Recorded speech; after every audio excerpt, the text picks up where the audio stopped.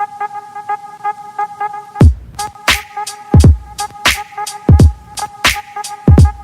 selamat datang ke Is Podcast, sebuah podcast yang berbincangkan isu-isu semasa dan juga isu yang viral di media sosial. Seperti biasa, saya tidak akan berseorangan kerana akan ditemani oleh tetamu kita pada hari ini. Sebabkan topik kita pada hari ini bertajuk Mengapa Sistem Lootbox Haram, saya telah menjemput sahabat saya iaitu Fifi Arsyad. Okey Fifi, anda boleh perkenalkan diri anda. Okay semua, Assalamualaikum warahmatullahi wabarakatuh. Saya Muhammad Fifi bin Arsyad, seorang pelajar daripada Universiti Sains Islam Malaysia, mengambil jurusan Fiqh dan Fatwa. Saya dah dijemput hari ini. Saya berbesar hati kerana dapat jemputan hari ini. Okey, disebabkan topik kita bertajuk Mengapa Sistem Lootbox Haram, so saya jemput orang yang ada pengetahuan yang mendalam tentang isu ini. So, Fifi, boleh tak terangkan apa itu lootbox?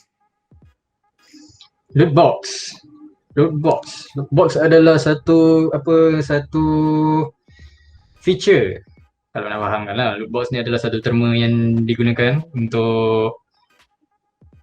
oleh pemain-pemain video game moden, permainan video, yang di mana ianya adalah sebuah feature yang telah diletakkan di dalam video game untuk menggalakkan player-player membelanjakan duit-duit betul mereka untuk mendapatkan benda-benda maya seperti weapon skin, character skin, contohnya lah.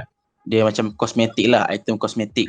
Item kosmetik, barang-barang hiasan dalam game. Walaupun bendanya ada certain game yang mempengaruhi cara main lebih saingan ataupun setakat hiasan semata-mata.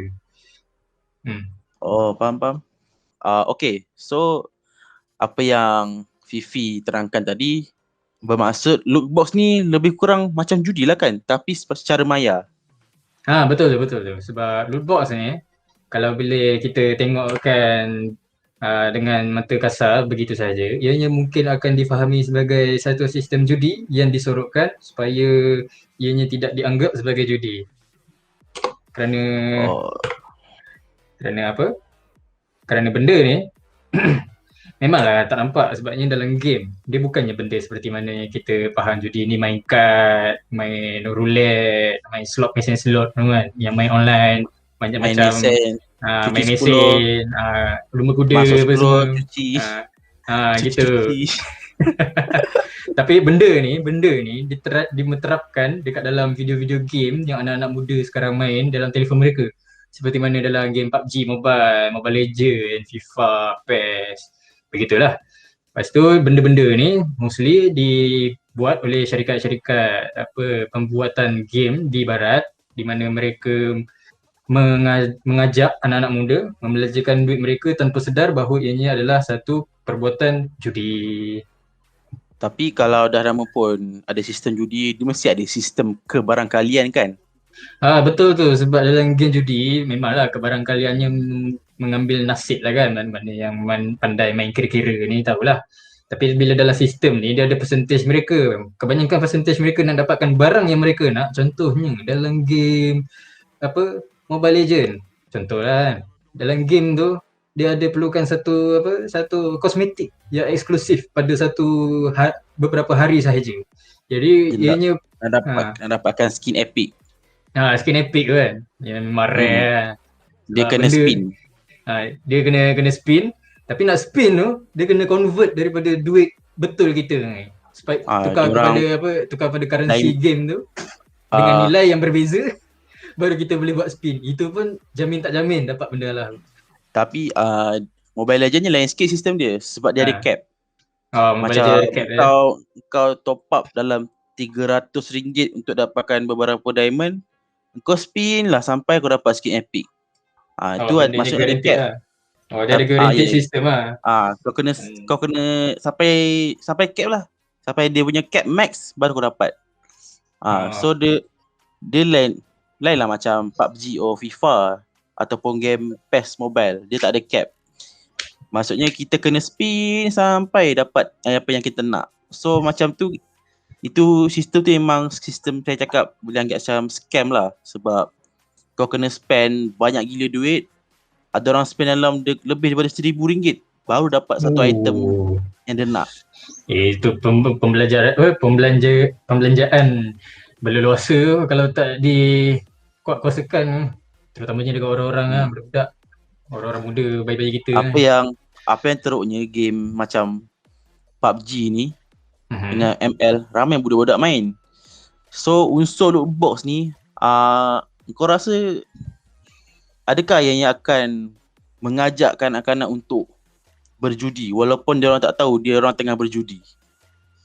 Ya, memang tidak boleh dinafikan bahawa benda ni memang judi literally.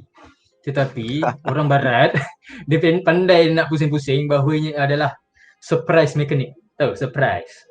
Benda ni macam, kita mana tahu kita dapat benda ni tak dapat kan. Kita pun cuba.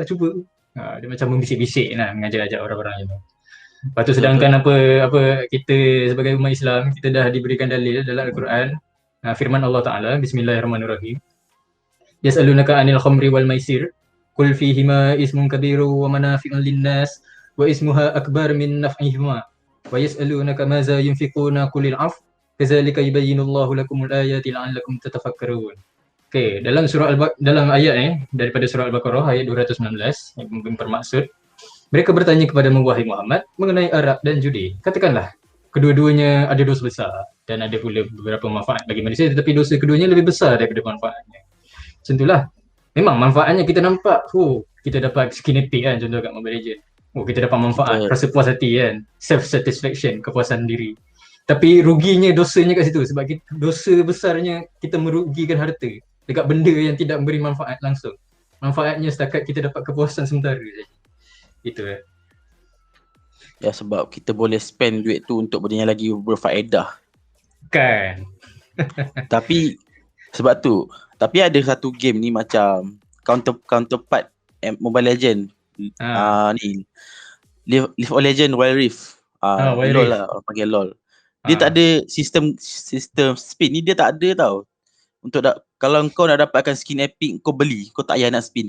Kau just beli, kau spend dalam 40-60 ringgit, kau terus beli. Tak ada unsur judi kat situ. So tak ada masalah kan kalau macam tu. Kalau benda macam tu, jika mana tiada unsur kebarangkalian untuk mendapatkan sesuatu benda yang diinginkan dalam satu video game tu, maknanya ia bukan perjudian. Perjudian ni ada unsur was-was, kebarangkalian, ghoror, ketidakpastian. Dalam term Arab lah, ghoror, ketidakpastian. Bahawa benda tu betul ke dapat kalau kita belanja benda ni. Macam itulah benda dia.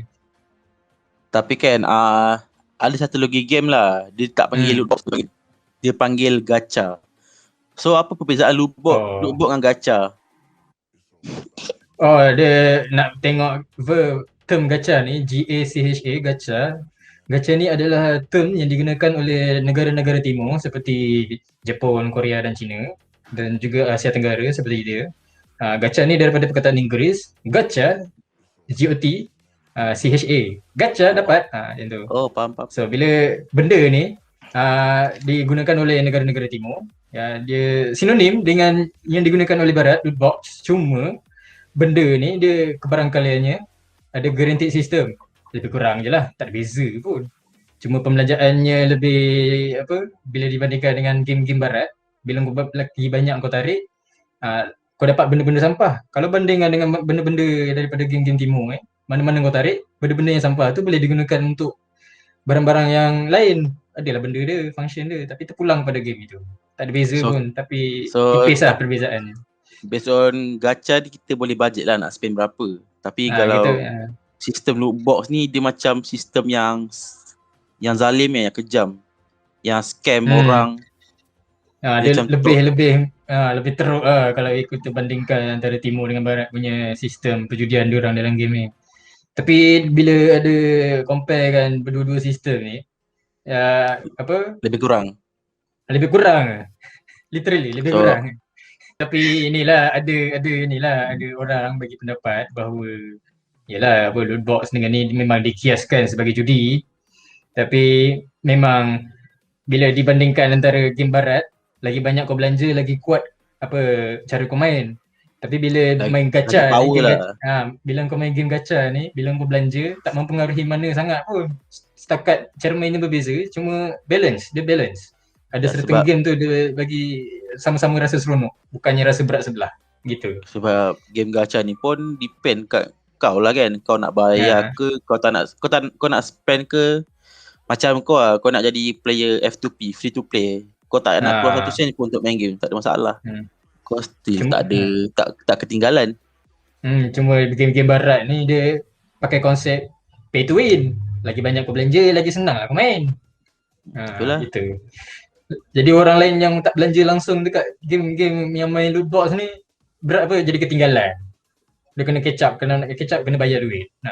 Situlah ada certain negara dari barat dia regular, dia ada buat garis panduan baru untuk ni lah. Sistem loot box ni lah. Macam negara Belgium yang aku tahu dia haramkan sistem loot box ni. Dia haramkan sistem loot box. Walaupun game ni boleh masuk kat situ tapi dia orang tahu. Even negara bukan Islam pun dah haramkan loot box. Malaysia macam ni? Patutkah Malaysia haramkan sistem loot box ni? Oh, sistem loot box ni kat Malaysia tak ada garis panduan atau undang-undangnya lagi. Tak ada kan? Sebab kesnya tak besar lagi. Tapi senyap-senyap game ni anak muda kat Malaysia ni banyak belanjanya, mengalahkan gaji cikgu atau pesyarah yang besar-besar ni. So, okay, kita pun macam dah nak sampai ke pengakhiran. Okay, apa nasihat kau untuk orang-orang di luar sana tentang loot box ni?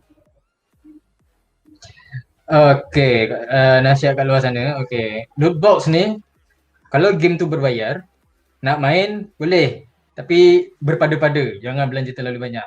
Kalau jangan dibandingkan dengan, jangan terlalu melampau sangat belanja. Lepas tu, berfikir-fikirlah. Bila dibandingkan dengan game-game gacha ni, game-game yang melibatkan unsur gacha ni adalah percuma. Di mana kau boleh main tanpa membelanjakan sebarang sen langsung daripada hari pertama kau main sehinggalah beberapa minggu kemudian. Tak perlu keluarkan duit 1 sen langsung, kau boleh rasa enjoy. Adalah kebarangkaliannya tu semua tu boleh tolak ke tepi. Asalkan kita boleh rasa seronok bila kita main. Tu je. Okay, baik. Terima kasih Sifi. Okay, sama-sama. Itu saja. Okay, itu saja ya kita punya perbincangan tentang topik pada hari ini. Sekian, terima kasih. Jumpa lagi minggu depan. Bye.